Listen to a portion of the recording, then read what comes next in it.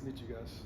Hey Coach, Connor Morissette with USCFootball.com. Now that we've had some more time to be around the team, I know your scheme, you preach versatility, you want guys to do different things. Last year at UCLA, the front, the defensive line, that was clearly the strength of the defense. What do you think the strength of USC's defense will be going into next season, and how does that affect the X's and O's, how you're going to play command? You know, it's kind of tough to tell until we actually get on the field in spring. You know, I do think this is a well-rounded team. You know, you look at some of the pieces that we have in the secondary that you like. You have some experience at inside backer, and then you have a lot of depth up front. As far as what's going to be the strength, you know, I think maybe like after like the first couple of weeks of spring, we'll have a better idea. Antonio Morales from Athletic. What were the specific traits you were looking for when building up the staff? Really just versatility, experience, and good people. You know, I think I don't think I know all of our guys on staff. They're just as good as people as they are coaches. You have guys that have all types of experience. You have head coaching experience. You have coordinator experience. You have NFL experience. So I think it's a very diverse staff. D'Anton Lincoln mentioned, Luke Evans, Orange County Register. Lincoln mentioned that you had some, connection with Eric, and obviously both having coached together with the Chargers. I mean, what was your vision for bringing him in, and how do you anticipate kind of working with him, as a co-coordinator, that sort of alignment? Yeah, I worked with Eric for a year with the Chargers. He was a great coach. He was the assistant D-line coach. I was the quality control coach. And then he went to the Rams. I went to Houston, and we just stayed in touch. And I've been able to see him grow as a coach. I've been able to see some of the players he's developed, but then also see some of the things that they've done from a schematic standpoint. And, we're always looking to grow as a coach, but also grow our scheme. We always want to try to get it as good as we can get. And I just think getting a guy like Eric, who, again, has been a part of a completely different scheme, to now be able to get his ideas and stuff that he can add to it, I think is going to be awesome. Scott Schrader with On3. When you were hired, reached out to some guys that played for you, just kind of get some feedback. And Kamari Ramsey was one, and then Liatu Latu was another, the Poly Bowl. And they basically just said when you first got to UCLA, you just basically said keep doing what you do. They said it kept things pretty simple, but I assume it probably was less simple than they made it out to be. But is your approach similar heading into USC here year one like it was at UCLA? It is, yeah. We try to be creative with how we teach things, how we install things. We want it to be as simple as possible, and we want to make a little look like a lot. So something that we did in the spring, which we'll do the same thing here, is we moved very, very slow in spring. We installed very, very slow. We probably got half the playbook in spring, but it's about, in my opinion, just getting the basic fundamentals and just building the foundation from a schematic standpoint. That way it's easier to add on to the bricks and fall. But yeah, in the spring we moved very slow. The guys actually kind of got annoyed. They want us to go a little bit quicker, but I'm really big on this time of the year, just about getting it right. I'd much rather go too slow than too fast. Coach, it seems like making a little look like a lot is a big part of NFL football right now. Just the best coaches are doing that. Who taught you that, and who did you learn from? Who were your influences who sort of taught you that? It's tough. I've had a lot. Yeah. I'd say one of the biggest ones is Rex Ryan. I was fortunate enough to get the chance to play for him, get a chance to scout for him and coach. He was kind of my intro into the NFL, and I learned a lot of football from him. And I've learned from a lot of coordinators and head coaches since then, but I would say it all comes back to Rex, I would say. And why is that so important, making a little look like a lot? I just think it makes it tough on an offense. It's the way the game's played is getting harder and harder for us on defense, and anything you can do to slow them down, whether it's slowing down their offensive line or making it tougher on their quarterback, I think can give us an edge. Eric McKinney with WeAreSC. How much of an impact, if any, were you able to have on strength and conditioning, winter stuff, just directives of what you want there, and then practice structure too? How much input are you doing that? We've just been on the road recruiting, and now we're working on getting our installs together. We're actually going to have our first meeting with the players today to go over install one. So we have not been a part of the strength and conditioning at all. And then as far as practice, we're going to start talking about practice now that we're getting closer to spring. And we're definitely going to try to structure practice the best way we can to help the offense and defense. Dan, Ryan Young, TrojanSports.com. I know you haven't practiced with the guys yet, but do you have a better sense for the personnel that you have, and do you identify some areas you think are real strengths of this roster? I've got a chance to get a good feel for the guys. I'm trying to go into spring with an open mind, just because I know that it's going to be a completely different defense, completely different scheme. Like, even when I got to UCLA, there were guys that you didn't anticipate making the jumps that they did, and there were also guys that you kind of anticipated making that next jump that they didn't. So I think you kind of just have to see, like, how do these guys adapt to the scheme? And again, we're going to adapt the scheme to the guys as well. But I think once we can get out there after the first couple of weeks, we'll have a better idea. Dan, how much impact or input did you have on structuring the defensive coaching staff and working with Lincoln? You know, did you suggest names? Was it a collaborative effort? How did that process? It was a go? collaborative effort. There were some names that he brought to the table. There were some names I brought into the table. Everyone was interviewed a handful of times, and we went with who we felt like was the best staff.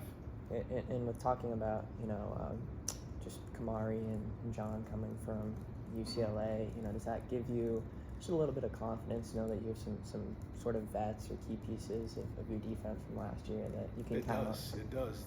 Last year I was, the defense was brand new to absolutely everybody. It was brand new to the entire coaching staff. It was brand new to all the players.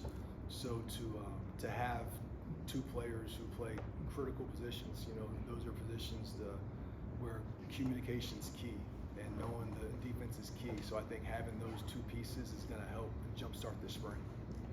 There's a lot of experience in the coaching room with you. What jumps out so far about how you guys have been able to communicate and work together? It's a lot of really good guys, and it's a lot of guys that put the team before their ego. Everyone in that room has had success doing things their own way at their own schools or their own NFL teams. So to take guys with that level of experience to come into a room, and we have to come up with one way, and it's not going to be everyone's way, but I think everyone's been doing a really good job as far as just putting the team before ego. We're just trying to find the best way regardless of whose idea it is. Coach, you installed a new defense at UCLA last season. What did that experience teach you that you can apply and maybe do a better job at USC this spring and this fall? Taught me a lot. It was my first time working with college kids, and the one thing that I learned fast is that you can't assume anything. In the NFL, there's a certain level that you just assume that the guys know. In college, you don't know these kids' background at all. So I feel like it made me a way better teacher, because you really do have to assume that these kids don't know any football at all, and you have to coach the room as if they don't, because there's probably someone in the room who doesn't. Coach, you obviously only at UCLA 1 year, you guys had a big improvement. It seemed like you were on the right track there. What was it about USC that kind of made you want to lead that and start over together? Just a school like this with the history, the tradition, the great players and coaches who have come through here, to get a chance to be a part of a program like this, going into the Big Ten with the challenge again of improving the defense, was just an opportunity that I felt like I couldn't pass up. Taking a win with the LA Times, Lincoln was talking about the importance of development, especially with these assistant coaches. Just how big is that, especially for you guys as a staff, and just kind of in the scope of college football, making sure you guys are good developers? It's huge, especially when you're recruiting high school kids. You get these kids out of high school, they're nothing like they're going to be when they leave and go to the NFL. So the development's huge, but it's not just the physical development. I think it's the mental aspect of it too. I think expose them to as many things that prepare them for the NFL as we can, from a schematic standpoint, from the way we teach, the way we install, the way we walk through. The more we can do to these kids, the earlier, I think, the better.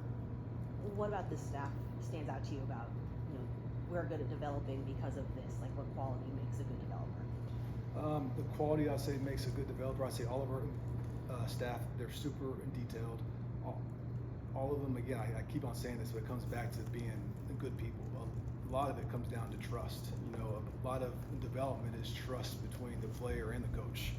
And that's something that, even though we haven't spent a lot of time with these guys on the field yet, you can kind of see just between the guys being up here, you can see the trust already starting to get built. But I would say that's one of the biggest factors in it, because you could be the best coach in the world, but if you don't have that trust between you and the player, then he's not going to open up the opportunity for for you to develop them. Dan, Let's talk about your history with Eric a little bit. Did he ever say to you in the past that he had an interest in college and that was in the back of his mind at some point, or how did you know he was gettable? Before he was with the Rams, I knew he came from college, and me and him, we hang out every offseason. We've talked about it here and there, and I've always known that he's a guy that can coach in the NFL or college, and that if he got the right opportunity, he could succeed at both. So when the opportunity came, I knew a phone call wouldn't hurt. The worst he was going to do was say no.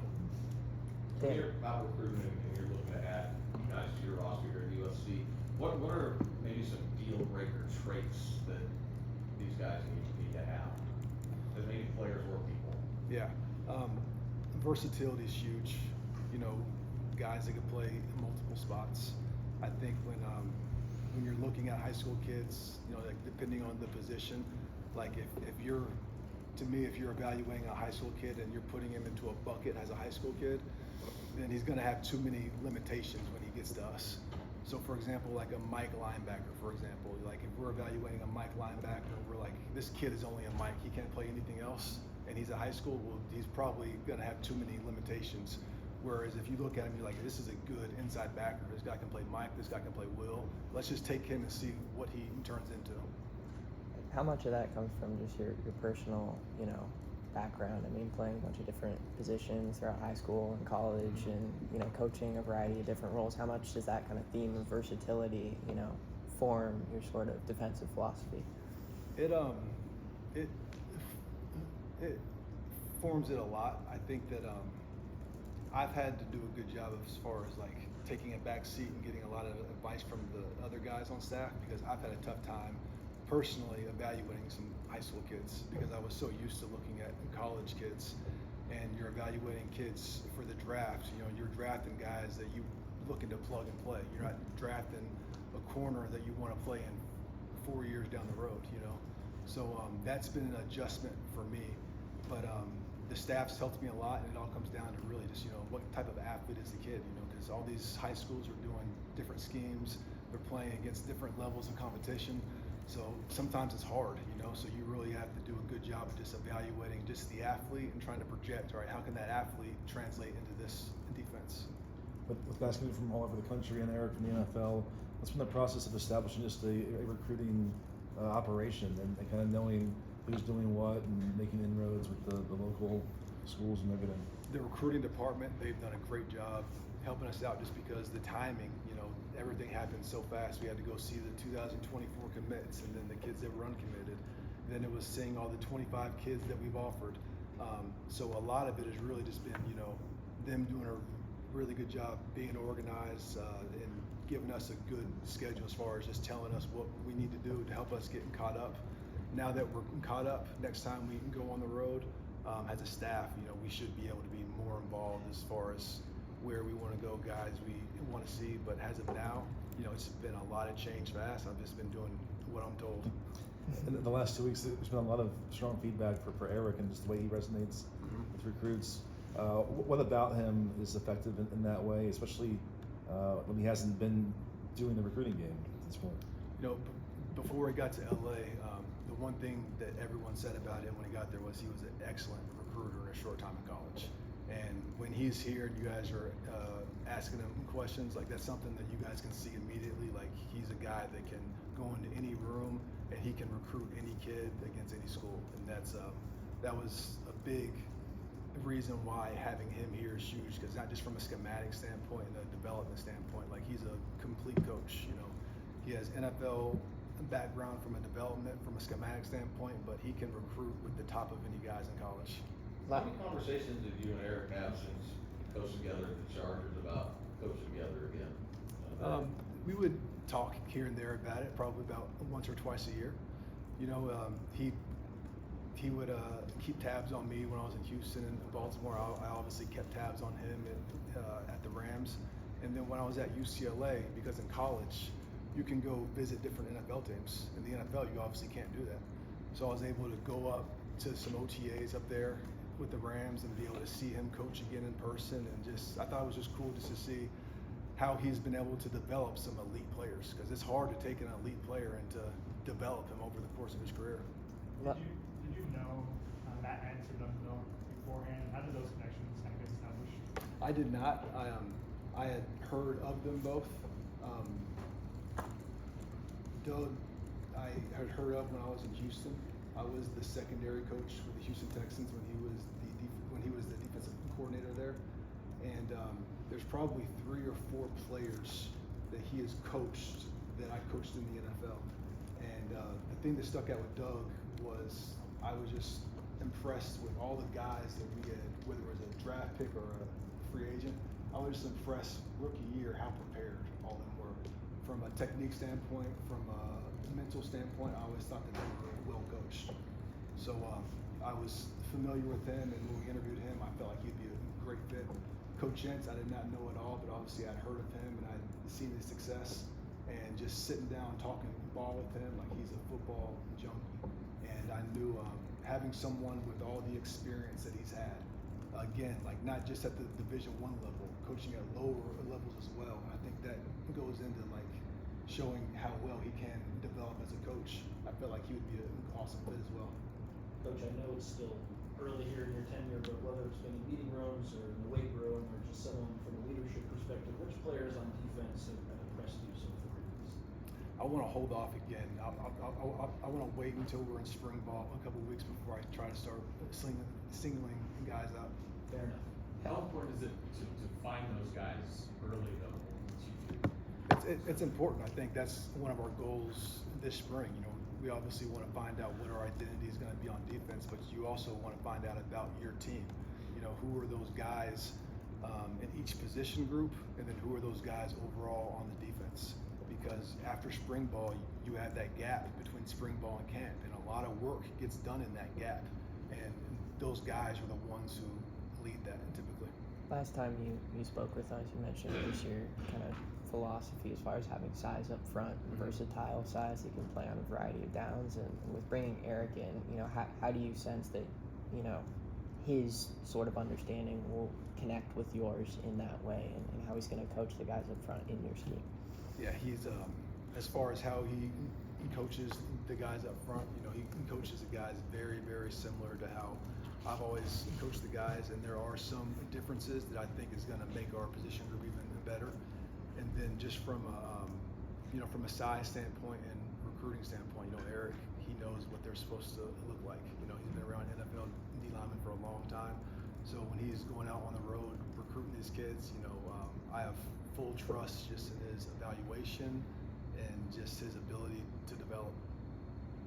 What did you make of what happened at your former school over the last week? And obviously people were connecting your name and wondering if it was going to be part of that process. I was just as surprised as everybody else. I did not see that coming at all, but I'm super happy for D'Anton. You know, I got a chance to work with him for a year, obviously. Don't have a bad thing to say about him. I think he's a great person, great coach. I know all the players are extremely excited about it, as they should be. How much of this is just kind of a sort of a unique challenge or situation for you, you know, becoming a defensive coordinator? I mean, you might have had this experience at UCLA, bringing in guys who are older, might have had more, you know, coaching experience and that sort of thing, being the head of that room. How do you see that kind of playing out? Yeah, I think I just have to just be myself, you know. I just try to be myself every day, and then try to surround myself with good people. And at the end of the day, you know, I feel like we have a good group of guys on the staff, whether it's the position coaches, the GAs, the QCs, that just want to play elite defense by any means. You know, there's times where, again, like everyone's had success doing it their own way. So it can be hard at times to do things a way that you haven't done, whether that's me or whether that's a position coach. But at some point in time, all of us have conceded to something, even me, because again, it's not about my way. It's not about Coach Henderson's way, Coach Belk's way, or Ince's way, or Sean Anua's way. It's about our way. And again, the key to that, I think, is just, you know, putting the team before your ego. And that's easier said than done. But we have a group of great guys who've been doing that every day so far. You know, you're relatively new in college and not relatively new as a coordinator. How important was it to get some assistants who have more experience than you and kind of like lean on them the same way they lean on you? Super important. You know, we wanted a very diverse staff. You know, there are things about college that are very different than the NFL. And last year, I learned a lot. I'm still going to learn a lot more this year, because there's still some things that I didn't see. So having guys like Coach Belk and Coach Entz, again, who have coordinated. Coach Entz has been a head coach. Having a guy like Coach Nua, I think keeping him on staff was big, just because, again, having someone else on staff that's somewhat familiar with the scheme. It's not the exact same scheme that Nua did with Mike McDonald at Michigan, but it's similar. So having someone that just knows where that scheme comes from has helped speed up the process as well. They've emphasized that flexibility is a big part of what you're building, but what percentage of the scheme or what you're going to do do you already know?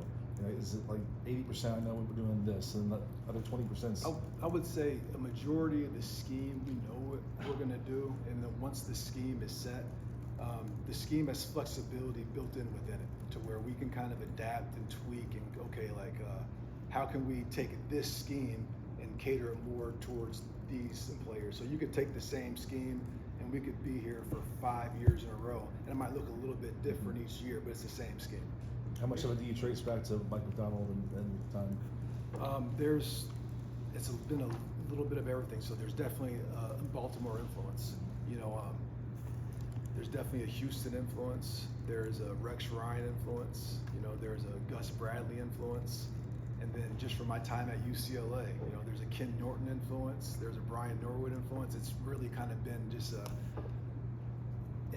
melting pot of ideas from everybody. And I think, over the years, it keeps on evolving and it keeps on changing each year.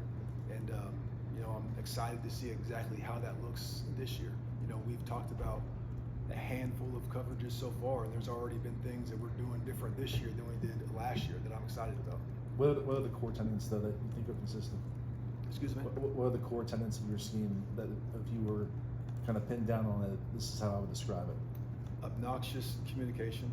We put a big emphasis on communication. Pre-snap, always knowing what the situation is, down and distance, personnel, relaying the call, all of our checks. We want to over-communicate. Anything about the offense, the back location, the tight end location.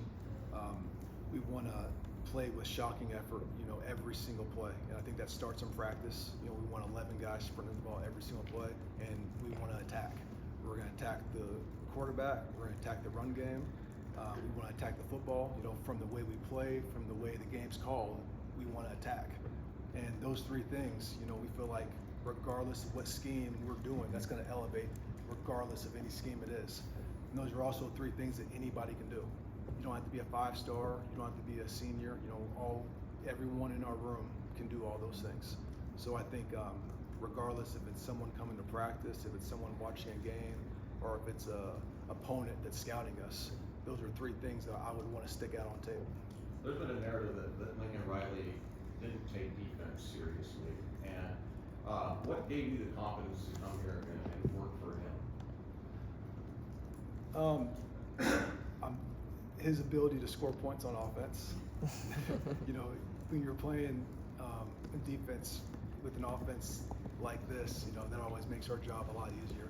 But just through our phone and conversations, I could just tell that, he is determined to change that narrative, and he's determined to play elite defense by any means.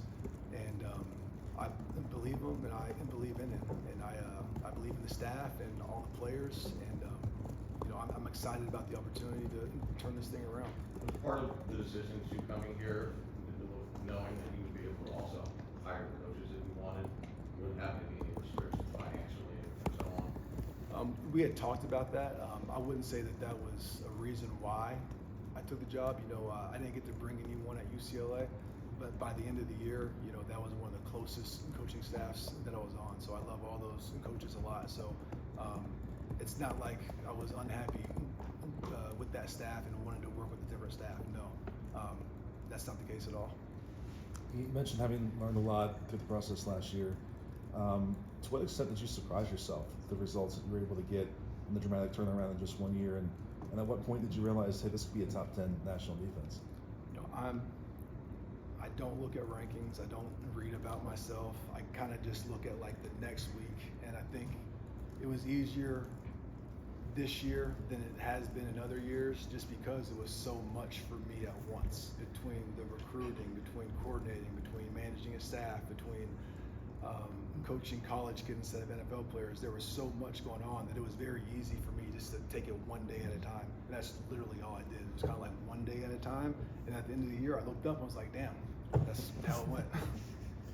Dan, What are what? your goals for spring practice? If you accomplish X, you'll be satisfied. We just want to build the strong foundation of the defense. So, we want to introduce the core concepts from a front standpoint and a coverage standpoint.